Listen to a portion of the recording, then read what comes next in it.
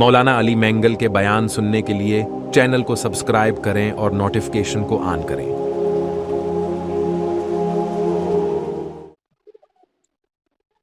اعوذ باللہ من الشیطان الرجیم، بسم اللہ الرحمن الرحیم۔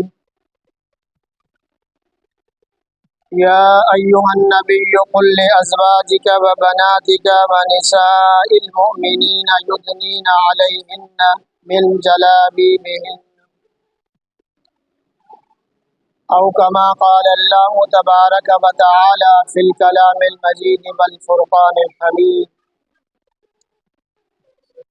اللهم صل على محمد وآلہ وعترتہ بعدد كل معلوم لك۔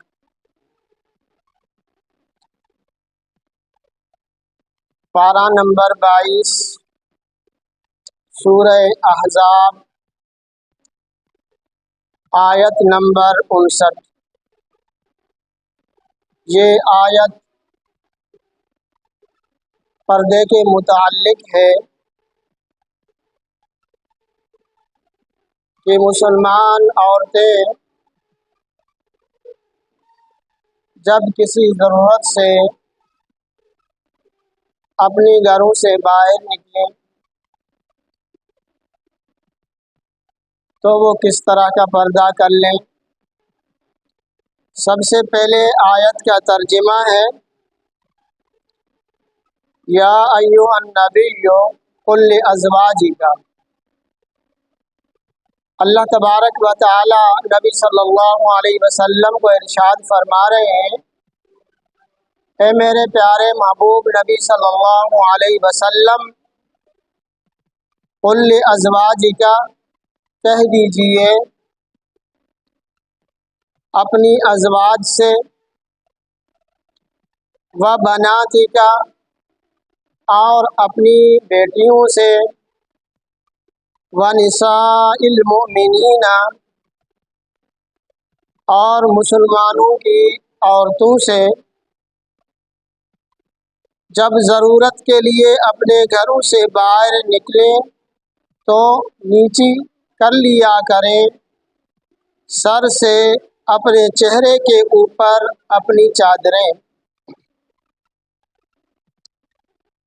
تو اس حکم سے صاف ظاہر ہے کہ مسلمان عورت کو جب کسی ضرورت کے بنا پر گھر سے باہر نکلنا پڑے تو لمبی چادر سے تمام بدن چھپا کر، لمبی چادر سے تمام بدن چھپا کر نکلیں، اور اس چادر کو سر کے اوپر سے لٹکا کر چہرہ بھی چھپا کر چلیں۔ علماء کرام نے لکھا ہے کہ مروجہ جو برقع ہے، کیا لکھا ہے علماء کرام نے؟ جو مروجہ برقع بھی جلباب کے قائم مقام ہے، اور یہ پردہ مروجہ ہے جو شروع اسلام سے اب تک مسلمانوں میں رائج ہے، جس کو اس زمانے کے یورپ پرست دین سے بیزار لوگ ختم کرنا چاہتے ہیں۔ آیت میں جو لفظ استعمال ہوا ہے جلابیب کا، آیت کے اندر کیا لفظ استعمال ہوا ہے؟ جلابیب کا، جو ایک خاص لمبی چادر کو کہا جاتا ہے۔ جلباب ایک خاص لمبی چادر کو کہا جاتا ہے جس میں عورت سر سے پیر تک مستور ہو جائے، ایسی چادر جس چادر میں عورت سر سے لے کر پاؤں تک مستور ہو جائے۔ تو اب ہم دیکھیں گے صحابہ کرام رضوان اللہ علیہم اجمعین نے اس آیت کی تفسیر کیا بیان کی ہے۔ صحابہ کرام نے نبی صلی اللہ علیہ وسلم سے جو سنا اور تمام امت تک صحابہ کرام نے اس بات کو پہنچائی۔ سب سے پہلی روایت حضرت ابن مسعود رضی اللہ تعالی عنہ کی، فرماتے ہیں کہ یہ وہ چادر ہے جو دوپٹے کے اوپر اوڑھی جاتی ہے۔ جلباب اس چادر کو کہتے ہیں جو دوپٹے کے اوپر اوڑھی جاتی ہے۔ اور حضرت ابن عباس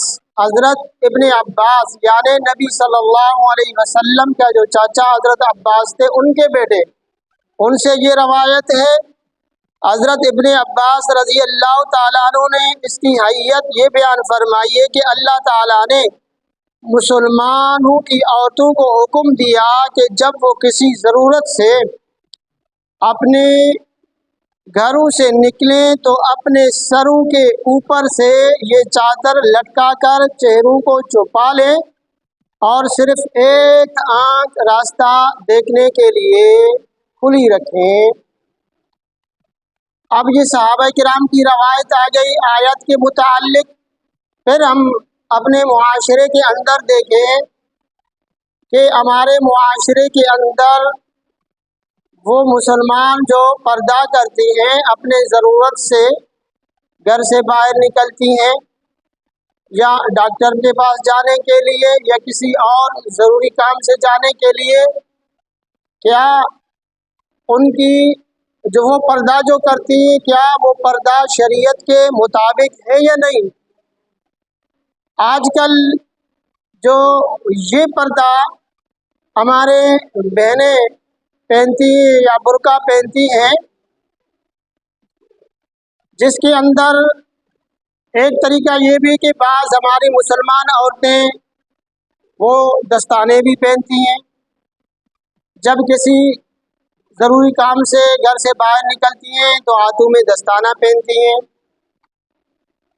اور پاؤں میں جرابیں بھی پہنتی ہیں، بالکل چہرے کو چھپا کر صرف 2 آنکھیں کھلی رکھتی ہیں۔ کیا یہ پردہ جائز ہے؟ تو یہ پردہ بھی اسلام کے مطابق ہے، شریعت کے مطابق ہے۔ ہاں، اگر کوئی اس طرح کا پردہ ہو جس سے عورت کی جسم کی بناوٹ ظاہر ہو، جس سے عورت کی جسم کی اونچ نیچ ظاہر ہو، بناوٹ ظاہر ہو، اس طرح کا پردہ اسلام کے اندر بھی جائز نہیں ہے، اس طرح کا برقع پہننا بھی جائز نہیں ہے۔ جس طرح کہ ہماری بعض بیٹیاں، بعض عورتیں بازار میں چلتی ہیں تو ان کی لباس اس طرح کی ہوتی ہے کہ اس لباس سے ان کی جسم کی بناوٹ ظاہر ہوتی ہے، ان کی جسم کی بناوٹ ظاہر ہوتی ہے۔ تو یاد رکھنا، اس طرح کی لباس پہننا مسلمان عورت کے لیے قطعاً جائز نہیں ہے، بلکہ اللہ تبارک و تعالیٰ کی ناراضگی کا سبب ہے۔ یا اس طرح کی لباس ہو جو بالکل باریک ہو، ہاں بالکل باریک لباس ہو، عورت کی جسم ظاہر ہو اس لباس سے، تو اسلام میں اس عورت کے لیے اللہ کے نبی نے یوں فرمایا کہ اللہ کے نبی نے فرمایا کہ قرب قیامت کی نشانیوں میں سے ایک نشانی یہ بھی ہوگی کہ عورت کا لباس پہننا نہ پہننا برابر، یعنی قرب قیامت کی نشانیوں میں سے اس طرح ایک نشانی ہے کہ قیامت کے قریب بعض عورتیں اس طرح کی لباس پہن کر باہر نکلیں گی کہ اس لباس سے ان کی جسم کی بناوٹ ظاہر ہوگی یا ان کے جسم بھی ظاہر ہوں گے۔ یہ اسلام کے اندر اس طرح کا لباس پہننا جائز نہیں ہے۔ اللہ کے نبی نے فرمایا وہ عورت جو اس طرح کی لباس پہن لے یا اس طرح بناؤ سنگار کر لے کہ لوگ اس کی طرف مائل ہو جائیں، اللہ کے نبی نے فرمایا اس طرح کی عورتیں جو لوگوں کو اپنی طرف مائل کر لے کہ لوگ ہمیں دیکھیں، اللہ کے نبی نے فرمایا اس طرح کی عورتیں کیا جنت کی خوشبو بھی ان کو میسر نہیں ہوگی مگر ہم احتیاطی نہیں کرتے۔ یا ہماری بعض بیٹیاں پڑھنے کے لیے جا رہی ہیں یا ان کی ڈیوٹی ہے، تب اس کے لیے کیا حکم ہے؟ اس کے لیے بھی حکم یہی ہے، شریعت کا فیصلہ یہی ہے کہ سب سے پہلے اپنے لباس کا خیال کرے کہ اس طرح کی لباس نہ پہنے جس میں اس کے جسم کی بناوٹ ظاہر ہو، یا اس طرح بالکل باریک لباس ہو جس میں اس کی جسم ظاہر ہو کہ اس سے پرہیز کر لے، اس طرح کی لباس نہ پہنے۔ اب اس کے بعد کیا وہ نقاب پہنے یا ماسک پہن لے؟ تو اب شریعت کا حکم کیا ہے کہ اپنے چہرے کو بھی چھپا لو جہاں تک ممکن ہو سکے۔ اگر آپ نقاب کر سکتی ہیں، نقاب کرنے کی اجازت ہے، کوئی پابندی نہیں ہے، تو آپ کے لیے حکم یہی ہے کہ سب سے پہلے آپ نقاب کر کے نوکری پر جائیں یا یونیورسٹی پر جائیں۔ اگر کوئی نقاب نہیں پہنتی، ماسک پہننا چاہتی ہے، تو ماسک کی بھی اجازت ہے شریعت کے اندر